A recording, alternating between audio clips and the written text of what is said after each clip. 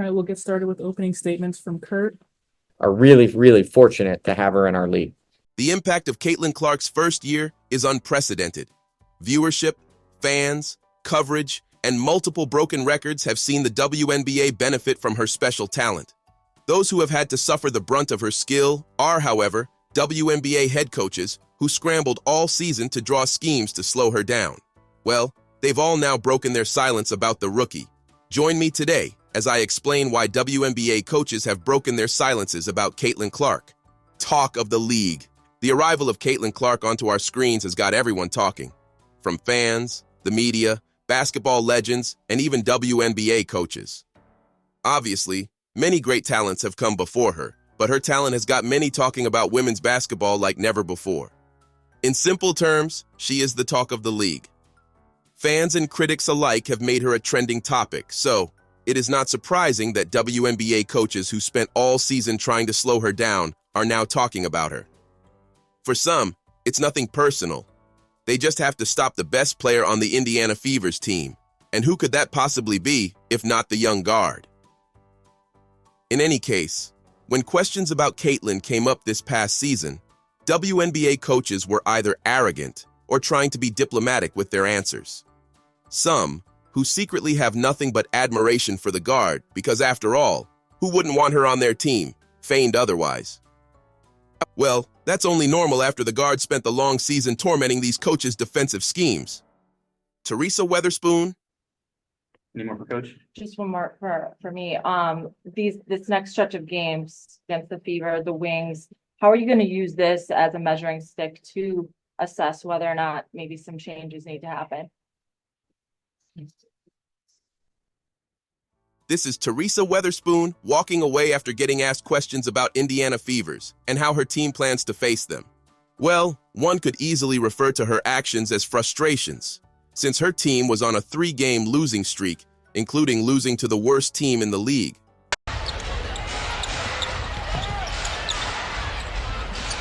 Denley working it around here for the Fever. Good ball movement on this possession. Logo shot! Logo make for Clark! However, it goes without saying that she heads the team that is largely to blame for some of the rough treatment the star faced in the WNBA, the Chicago Sky.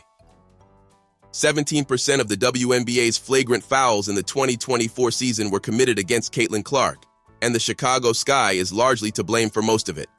In any case, when questions about the rough treatment the rookie was facing in the league were asked, Teresa Weatherspoon tried to downplay it, calling it all noise.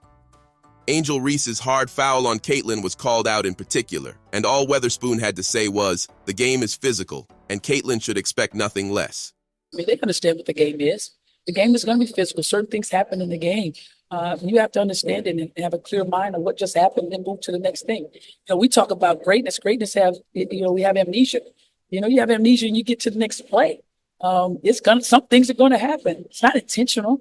It's not intentional at all. It just happened in the game and you try to move in the flow. That's what it is.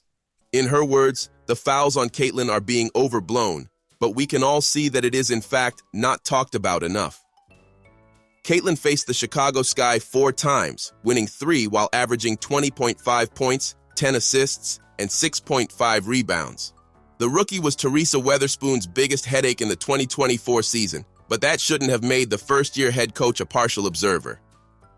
Unfortunately, Teresa Weatherspoon wasn't the only partial observer among WNBA coaches. A good example of another WNBA coach who wasn't a big fan of Caitlin and didn't hide it was Minnesota Lynx head coach Cheryl Reeve. Cheryl Reeve, Lynx head coach Cheryl Reeve, was the United States women's basketball team head coach for the 2024 Paris Olympics who chose to leave Caitlin off the team. And while she explained that her omission was basketball-related, even though she picked a 41-year-old Diana Taurasi, her explanation sounded more like an excuse than a genuine one given her history with the rookie. During Caitlin's collegiate career at Iowa, the Lynx head coach gave an intense speech about how Caitlin Clark was not worth tanking for. You guys are going to talk about, you're going to ask me privately, are we going to tank for Caitlin Clark and like that? Like, it's just not how I would do things. If Glenn came to me and said, Cheryl, I want you to do that, I probably would step aside and say, let someone else do that. I don't believe in that. I think if you get there organically and that's what you deserve, great. I am never going to try to be in that situation. Caitlin Clark might make you want to lose every game, but not here, not in Minnesota. Coach Reeve is a seasoned coach. She has won 6 WNBA championships, 4 as a head coach and 2 as an assistant coach.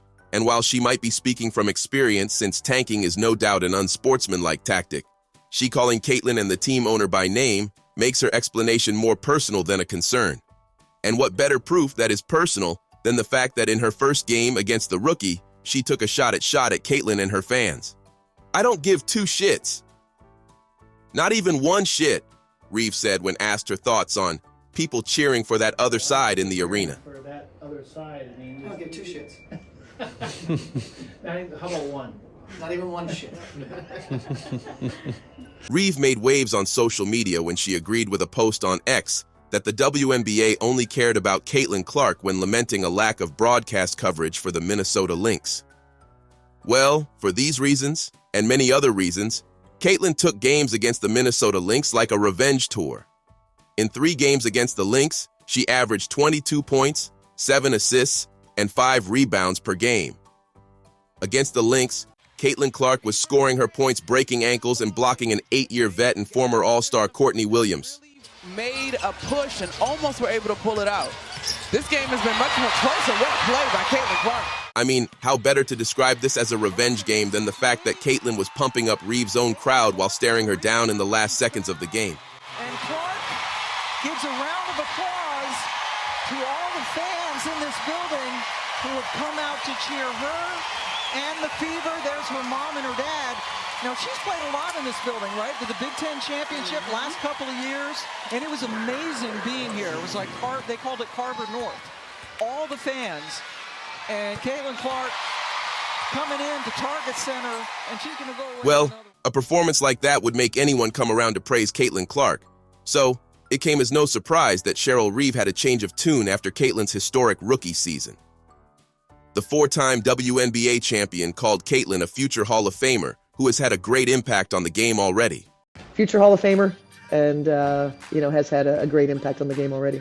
What are some things that you're seeing from Caitlin Clark that stands out to you? What I think makes her special, I know everyone will talk about the logo threes, and Steph Curry did that for the NBA, right? Think about his popularity because his ability, this little guy, slight of build, running around splashing threes everywhere, right? It's exciting, but just sort of, understanding the physicality of the pro game, and likely the FIBA game, when she gets in that space, she will be very targeted towards, I believe, growing her physical strength and her ability to exist in spaces against, bigger, stronger athletes than what she faced in college.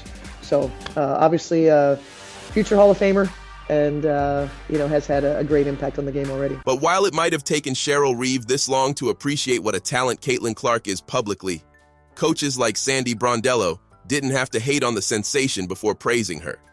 In fact, the New York Liberty coach gave one of the best analyses of how the rookie has grown into a superstar already after she faced the Indiana Fevers. Sandy Brondello. Australian-born coach Sandy Brondello recently landed the New York Liberty their first ever championship in franchise history, so she definitely knows a thing or two about identifying a basketball threat, or should I say a generational talent. Earlier in the season was one of the first WNBA coaches to call out Chennedy Carter's hard foul on Caitlin Clark. I mean, obviously that was probably inappropriate. That's not what we do. I think every team is playing physical. I mean, our games have been all physical, but there's you're playing basketball. So, stay within the rules of basketball, and we're in good shape. I don't think we take away the physicality. Caitlin's, she's a fabulous player, so she's going to get a lot of attention naturally. And I think she's handled herself brilliantly, to be quite honest. It's tough for a young kid, but she's got the skills, and she's going to be an amazing pro player. Fast forward to their matchup in the league, and she couldn't hide her excitement about how exceptionally good the rookie was. Yeah, look, like she's a great young talent, and you have to remember that she's a young talent. She's coming into the WNBA for the first time.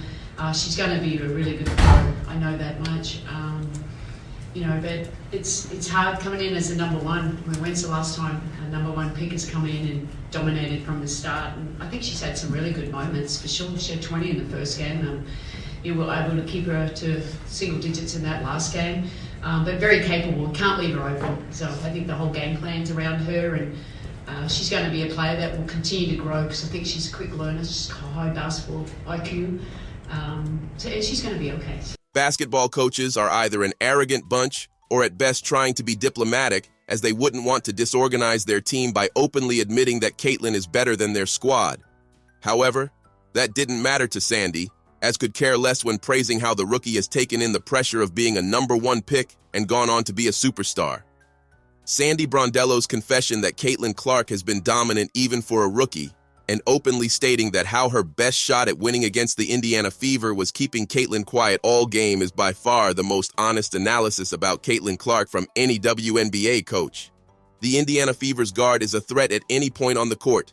She is not just an excellent scorer, but also great at finding her teammates. I mean, we are talking about a rookie who led the league in assists, broke the record for most assists in a single game, and assists by a rookie in their debut season that has been stood for 26 years, and holds the record for most assists in a single season in WNBA history. Los Angeles Sparks coach Curt Miller is another WNBA coach who was in awe of Caitlin Clark's passing after facing her. Curt Miller. Coach Miller has coached a lot of teams and great players, from college stints at Bowling Green in Indiana to coaching the Connecticut Sun, where he was named 2-time WNBA Coach of the Year before taking the Sparks job. She's a special player, and we are really, really fortunate to have her in our league. Yet he has since confessed that he hasn't seen anything like Caitlin Clark. The season coach was at the end of Caitlin's second triple-double of the season, and in his words, the Indiana Fever's guard is special. She's really special. The Sparks coach doubled down on how special of a talent Caitlin is by comparing her to two greats of the game, Sue Bird and Becky Hammon. Highlighting the similarities between Caitlin and 13-time WNBA All-Star, Sue Bird, Miller explained that her pace is just as incredible as the Hall of Famer in her prime. I don't have a lot of comps. I have different breakdowns of people within her game, but she has it all. When Sue Bird was in her prime, Sue Bird played with incredible pace. Like, one of the things that probably didn't get talked about enough is how fast Sue Bird was when she was in her prime. He also gave a detailed analysis of how her ability to create space, get off clean shots, and score consistently is very similar to 6-time WNBA All-Star and current Las Vegas Aces coach, Becky Hammon. I got to coach Becky Hammon when, she was in college. And Becky Hammon had such a unique ability to put the ball in the basket. It just, like, when she got open and got any kind of space, you just counted it. She just was not going to miss a lot of open shots. Now, Becky didn't play necessarily with the pace that Caitlin, but she, had the unique ability to create space and get shots off and make shots, played with change of pace. So I see, elements of Caitlin that I got to witness firsthand with the opportunity to coach Becky Hammon in her career. Curt Miller surprisingly didn't stop there with his praise of Caitlin Clark. The veteran coach also admitted that the rookie has great size and is only going to get better on the defensive end as her career goes on. In any case, one more coach has had to break her silence about Caitlin, and even though she is now getting paid to do so, she has always been in awe of her talent. Stephanie White. The Indiana Fevers recently appointed Stephanie White as head coach, replacing Christy Sides for the upcoming season. White, a former Indiana Fever player, helped lead the Indiana Fever to their first WNBA championship as an assistant coach in 2012 and to a WNBA final in 2014 as first-year head coach, so she has always been a part of the team. Well, before her appointment, she was the head coach of the Connecticut Suns, where she was the 2023 WNBA Coach of the Year, and despite being a rival, she never shied away from praising Caitlin. Even as far back as her college days, she would often describe the Iowa sensation as W-ready. Interestingly, she wore number 22 during her playing days with the Fevers, and on multiple occasions, White has admitted that Caitlin is a better number 22. In any case, Her praise of Caitlin Clark was majorly about how she has matured so far in handling all the attention she has received. She's a lot better, number 22. She puts the ball in the hole a lot more. But I just can't wait. You know, she's a student of the game. Yeah. She loves the game of basketball. She has been so great in how she's handled, you know, all of the attention. She just wants to play. She just wants to win.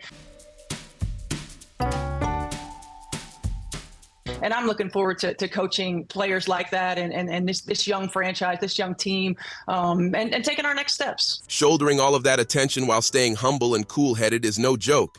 Yet this rookie has been able to stay professional despite both the positive and negative attention she is getting. Truth be told, judging by how she has handled the attentions, praises, and criticism, we can all agree that Caitlin Clark is in for a long time. Anyway, a lot of fans have since taken notice of how these coaches perceive Caitlin Clark and how they have behaved since she got drafted. According to a user's comment, Weatherspoon wants to talk nuts and bolts, and yet she's encouraging her players to take cheap shots.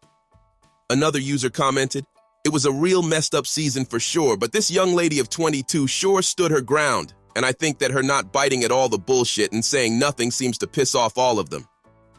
Well, we can only hope. The new season is different, and these coaches would do well not to only hold back their praises, but caution their players not to harm Caitlin Clark. If you enjoyed this video, the next video on your screen is worth your time.